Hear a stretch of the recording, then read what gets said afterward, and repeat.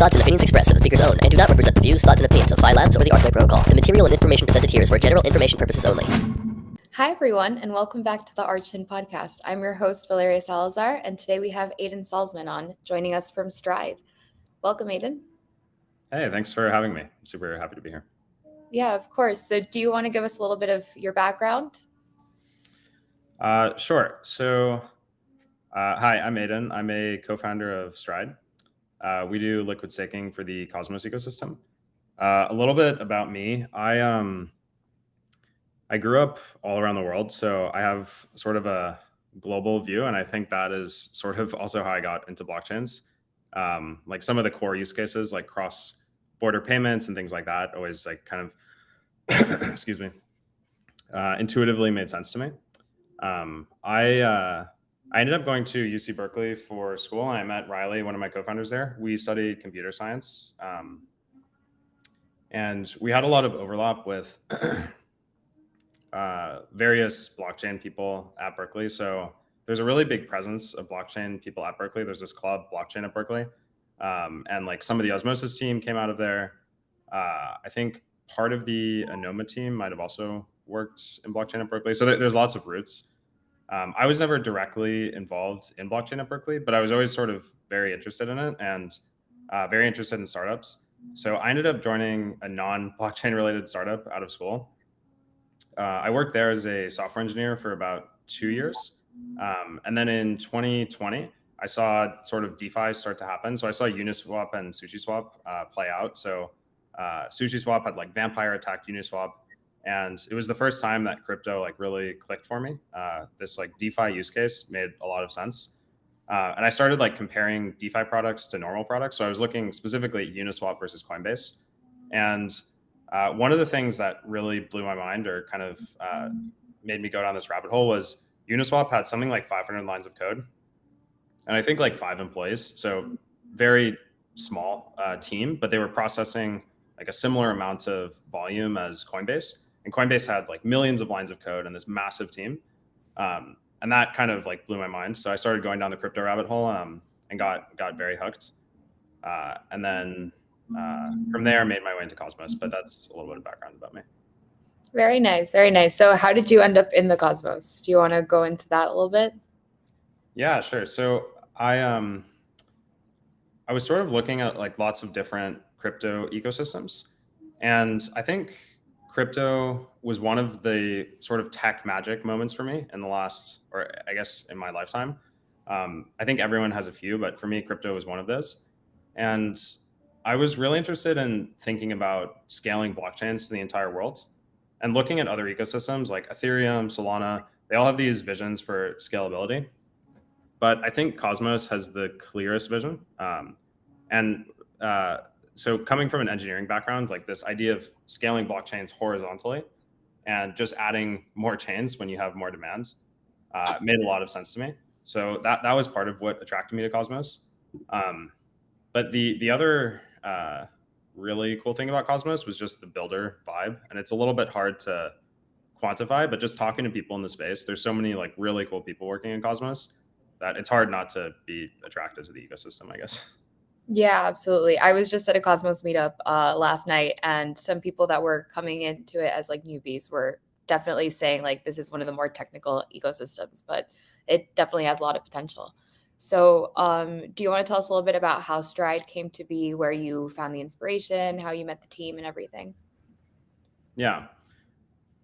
So as I mentioned, I met Riley in undergrad at UC Berkeley. We were project partners throughout. So we had done a lot of computer science work together, nothing in blockchain specifically, but we already knew each other pretty well. And Vishal, I met through Riley. So I ended up, as I said, going the software route after school. Riley went to a big hedge fund where he was doing crypto research. And Vishal worked on some crypto projects and some traditional finance things. And I think at around the same time, we all got sort of disillusioned with our other jobs and very interested in crypto. So we were talking about all of these different things that we could work on. And Cosmos seemed like I said, one of the most interesting ecosystems to be in. And we were looking at Cosmos, and because we had sort of this mix of software and traditional finance backgrounds, we were thinking that it made a lot of sense to sort of go this like DeFi direction and build a DeFi project. But we were looking at the yields in Cosmos, and the yields in Cosmos were so high that it was actually really hard to build DeFi. So on Ethereum, there's like all of these tokens. Most of them don't earn yield, so you can use them in DeFi really easily. In Cosmos, this was not the case because the DeFi projects had to compete with these really high yields. So it was actually hard for us to think of a DeFi project that we could build that would sort of work because we couldn't compete with these really high yields. And that sort of led us to liquid staking. So, no, that's really great. And so, can you tell us a little bit about how Stride is different to other liquid staking protocols on Cosmos? So maybe a little bit about liquid staking more broadly. Part of the value proposition of liquid staking is that users today have to make a trade-off between staking their tokens and earning yield that way, or using their tokens in DeFi, but they can't do both. And as a user, this is a pretty painful yield trade-off because like DeFi is really interesting and you probably want to go try different products, but it's just so expensive because you lose so much yield. So this is the core idea of liquid staking. It's that you can do both. You can stake your tokens and you can use them in DeFi at the same time. So that's sort of the core idea behind it. And then in terms of how we differ from other liquid staking protocols, I think the main difference is Stride is very minimal and we're very app chain first. So I think there are many differences between all of them and there's lots of liquid staking protocols at this point. But I think the biggest difference is Stride is very focused at just doing one thing really well. So we just want to focus on liquid staking and servicing the rest of the Cosmos ecosystem. And we don't want to really like attract projects to build on top of Stride and form a DeFi hub because we really believe in this app chain vision. So we think each project should do their own thing really well. And we think that's the best way to scale Cosmos more broadly. So by enabling other projects to do that, by just providing this very simple service for them, liquid staking, we think that's sort of the best way to scale the Cosmos and to enable other teams. And conversely, we really appreciate what other projects have built. For example, Osmosis is just like a very good DEX, and we really appreciate that service that they provide. So we hope other projects also appreciate sort of the service that we provide them, and we don't really want to compete with these other projects. Yeah, absolutely. And so far, what chains do you guys have onboarded that you offer liquid staking for? Yeah, so far we have the Cosmos Hub, we have Osmosis, and Juno and Stargaze. So we have 4 so far. We're going to be adding Luna, Evmos, and Injective very soon, and then hopefully like a long tail of other chains. Part of the reason that we're not doing this super quickly is the technology that we're using, interchain accounts and IBC, is just very new. So there's all kinds of bugs and things that we're working through as we deploy this. So we wanted to kind of get the first few chains right and then scale up really quickly from there.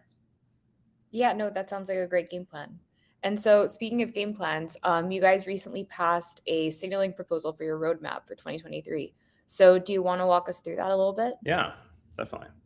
At a high level, for the first half of 2023, we're very focused on safety, governance, UX, and data transparency.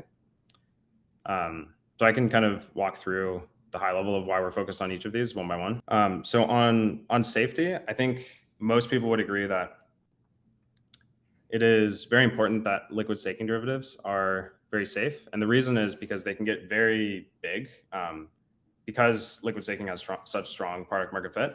So we've already sort of seen this play out on Ethereum, where Lido has become a very large staker of ETH. And some people are worried about things like systemic risks. And I think Lido is actually very safe, and I don't expect this to happen. But any large liquid staking protocol that if they suffered a hack, it would be really, really bad for the ecosystem overall. And I think Stride is already very safe, and we've already focused on safety quite a bit, but we just want to take it to the next level and make it even more safe to use. Governance is, I think, a little bit unique in Cosmos. As I'm sure you've seen, people are very passionate about governance in the Cosmos ecosystem. So we're working on some features there to allow people to both vote and liquid stake at the same time. In terms of user experience, one thing that I think Cosmos lacks a little bit is a very smooth user experience. So when you go to other blockchains, it's just like one blockchain, you have your one wallet, it's very easy.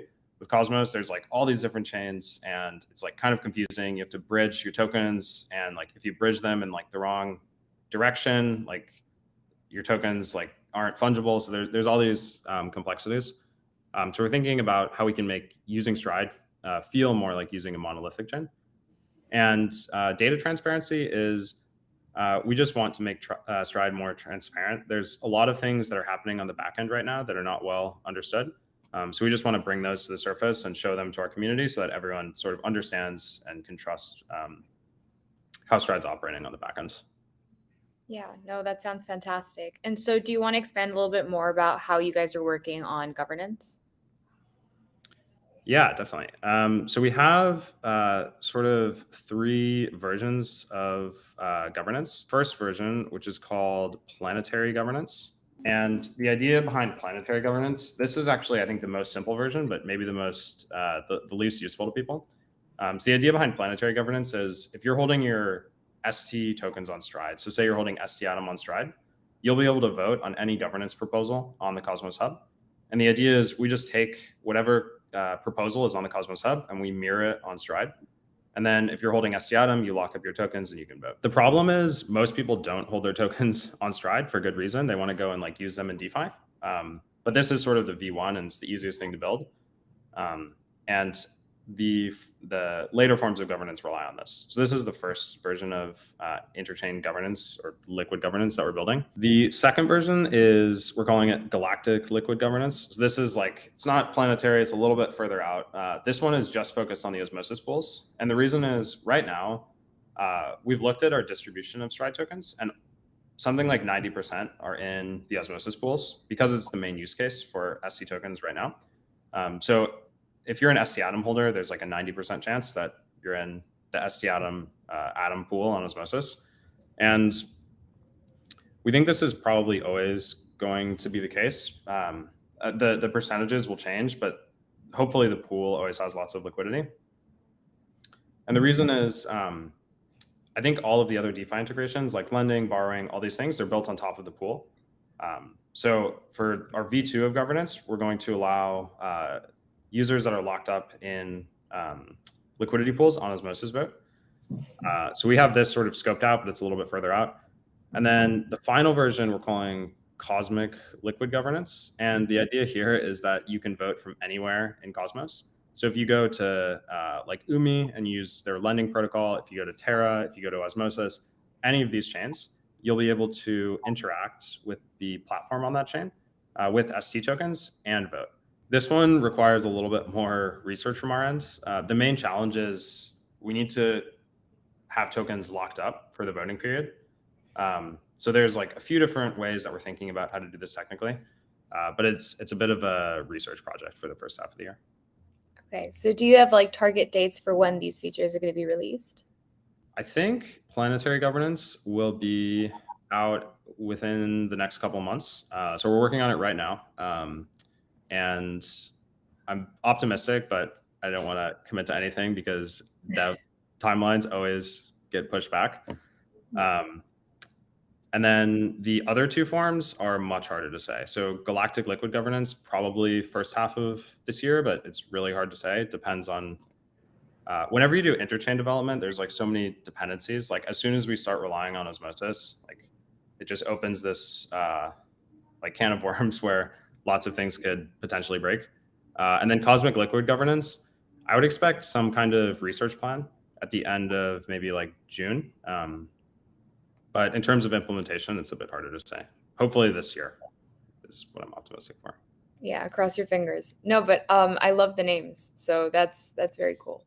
And in terms of other use cases for ST tokens, what else can you do with ST tokens besides osmosis pools? Yeah, that is a great question. And I think this is like the big question for 2023. We're talking to like 10 different protocols right now, and they're all just coming online. And we're trying to get ST tokens integrated into all of them.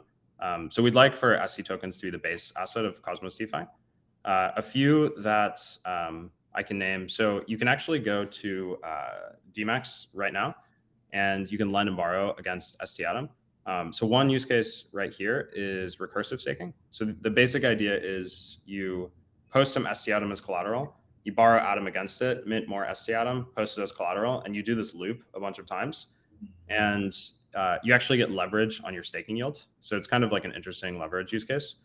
And the risk of liquidation is also quite low because ST Atom and Atom shouldn't really depeg if the pools are liquid enough. So that's one big one. Another really big one is IST. So IST is Agoric's or the stablecoin built on Agoric. It's an over-collateralized stablecoin. I think ST Atom is going to be a big form of collateral for IST. And the reason is that if you lock up Atom as collateral and mint IST against it, you're just, again, it's like the core liquid staking use case, you're just losing yield. You're losing like your 20% Atom yield. Whereas if you lock up ST Atom, you earn that yield and you have your stablecoin. So this is another big one. One that we are starting to think about, which I think is pretty interesting, is Alliance. So Alliance is Terra's take on interchain security. And the basic idea with Alliance is you can take a staking derivative and stake it on another chain in order to earn yield in that chain's base currency. So for example, if some random chain was an Alliance chain that was not Stride, and it was in the Terra Luna ecosystem, you could actually take ST Luna from Stride and you could stake it on this chain to earn yields in that chain. So I think this is another pretty interesting use case that less people in Cosmos have heard about, especially after the Terra Luna crash. I think people kind of got out of that ecosystem, but there are still some sort of interesting things going on there. And I think Alliance could actually be pretty big. Yeah, I mean, Luna's making a comeback. It's about to be listed on Kajira again. So we'll see how that goes. So. Oh, wow. I didn't know that. That is, that's cool. Yeah, I mean, there's a proposal on it right now. But yeah, that's really cool. And so the research initiatives that you mentioned in the roadmap, do you want to walk us through those? Yeah, definitely. So we listed a bunch. I'll stick to just a couple that I think are the most interesting. So one really interesting one, we're calling the bonded liquidity market. These names are a little bit TBD. I think we need much better names. If anyone has good names on Twitter, please add us. So the bonded liquidity market or instant redemptions, the idea is here that there's some inflows of Atom to the Stride protocol every day. When people mint ST Atom, their Atom flows into the Stride protocol and it sits in a module account for something like 6 hours before we reinvest it. So there's just Atom sitting idle that's unstaked. And on the other side, there are people that are burning ST Atom in order to withdraw Atom from the protocol. And typically these people have to wait 21 days. And the reason is they have to flow through the standard unbonding flow. But actually you could match these deposits and withdrawals. So the idea is you would take a depositor, say they deposit like 1 Atom, and you could take someone that's withdrawing 1 Atom and you could just match them instantly. So the 1 Atom that's deposited, you never stake it. And the 1 Atom that's being withdrawn is processed instantly. And you actually don't like change any of the stake balances. You just match these depositors and withdrawers. So this is one thing we're working on. There are some sort of novel ways that we're thinking about how to increase the amount of Atom that's sitting idle in the protocol. So we're researching that as well. Another one that we are thinking about is we're calling it protocol-owned arbitrage. So with Stride, I think the health of the pool is what drives how successful Stride is. And the reason is all of these other Stride integrations, they rely on the health of the osmosis pools or the deepest liquidity pools. Because if the token's depeg, it can have pretty bad consequences on our integrations. So for example, if you're borrowing against ST Atom and the price of Atom tanks, you might get liquidated, even though like the price of Atom hasn't tanked, just the price of ST Atom has tanked. So you really want very deep liquidity and stable pools. And one way to increase the stability of the peg is to have the protocol arb the pool. So the idea is like whenever ST Atom depeg, so ST Atom becomes cheap, typically arbitrageurs will come in and they'll buy the cheap ST Atom, but sometimes there might not be enough demand for the ST Atom. And one thing that we're thinking about is, well, if the Stride protocol just held a pool of Atom, it could always go in and buy the cheap ST Atom and then unbond the ST Atom. And at the end of that cycle, the pool that the Stride protocol holds would actually have grown. So it's sort of like a virtuous cycle where the pool grows, Stride arbs the pool grows more, and it's like sort of this virtuous cycle that we could kick off. Yeah, those are two of the big ones. The other one that we're thinking about, which is a little bit further out, is how we can bring ST tokens outside of the Cosmos. This one is pretty open-ended, but we're thinking a lot about that as well. No, that sounds really exciting. And yeah, I think that those are things that other protocols have not started exploring yet. So good on you guys. And then to touch on ICS, so you guys are supposed to be the first consumer chain for ICS. So can you walk us through that thought process and what really like appealed to you guys about ICS? Yeah. So with ICS, I think there are two main components. So one component is economic security, and the other component is economic alignment. And I think people mostly focus on economic security, on Twitter at least, when this is talked about, and they really underestimate the economic alignment component of this. So there's sort of three flavors of interchain mesh security that I know of today. There's interchain security v1 from the Cosmos Hub. There is mesh security from Osmosis and Juno. And then there's this alliance module from Terra. And they're all different takes on the same thing, which is you want to increase the economic security of small chains in Cosmos, and you want to increase the economic alignment of these chains. And I think they all have sort of pros and cons. For most chains, I think they'll actually care more about economic alignment than economic security. But for liquid staking providers in particular, economic security, I think, is much more important than for the average chain. And the reason is liquid staking providers can control very large amounts of stake and have a low market cap. So for example, if Stride controlled like $100 million of Atom, but the market cap of the Stride token was only $1 million, an attacker might be able to come in and buy up all of the Stride market cap and then unbond that $100 million of Atom and steal it. So this is like a very scary scenario that people have thought about. And with interchain security, this problem just goes away because Stride would inherit the economic security of the Cosmos Hub. So I think the economic security of the Cosmos Hub is something like $800 million or something, but it's like much larger and much harder to attack. Absolutely. And so what are your thoughts on the third-party audit that's going around now in a proposal for the hub? Yeah, I actually haven't heard of this. Can you catch me up to date? Sure. So right now there is either a proposal that's live or a draft proposal. I'm not really sure. But basically people are asking to have a third-party audit take a look at ICS. Now, the problem with this is that there aren't many security firms that are super specialized in it. So people aren't sure if we should be using community funds to really take a, look at this. But right now it's only been audited by internal Cosmos folk, which are probably the best suited to do that. But yeah, what are your thoughts on that? Yeah.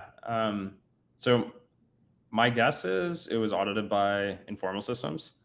And I think, in my opinion, Informal is the best auditor in Cosmos. We've gotten a few audits from them, and they're really good. So if they've been audited by Informal, I don't know if it makes a ton of sense to do another audit. On the other hand, it's such a key piece of infrastructure that maybe you just like want more audits. And yeah, I actually don't know what the size of the community pool is on the Cosmos Hub, but it seems like the kind of thing that you would probably want to get audited, and probably a good use of community funds. So I don't know. I'd probably be for it, but I have a very uninformed opinion right now. No, that's completely fine.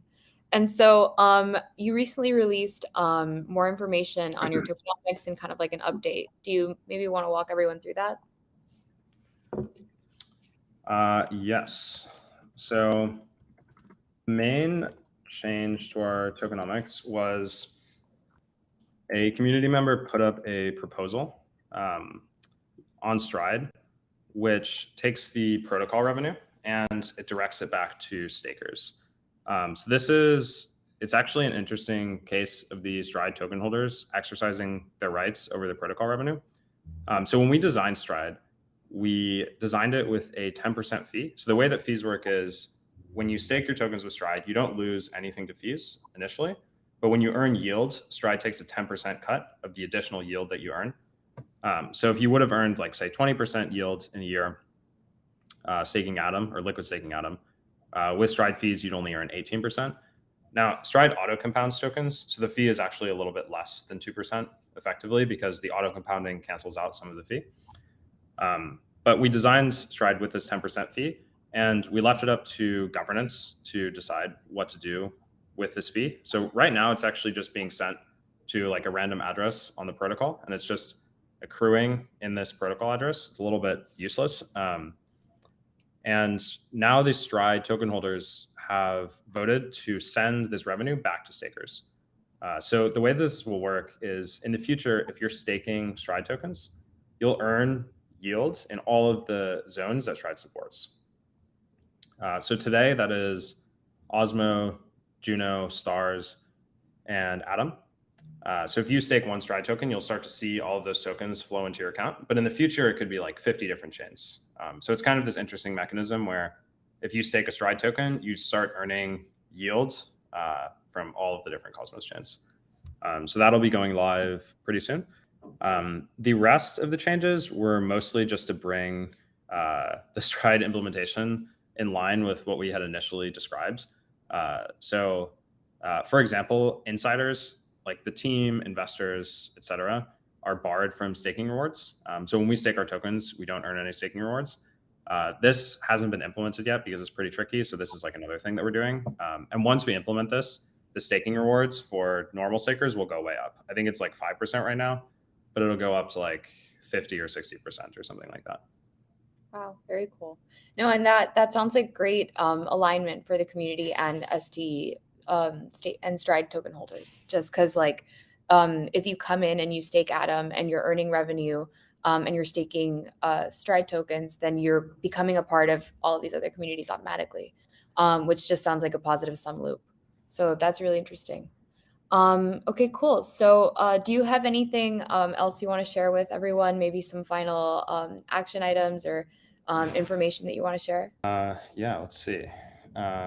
We are launching ST Luna and ST Evmos in the next couple of weeks. So I would encourage everyone to go and try those out. Beyond that, nothing for me. Thank you so much for having me on. I really enjoyed chatting with you. Absolutely. Thank you so much. Have a good one.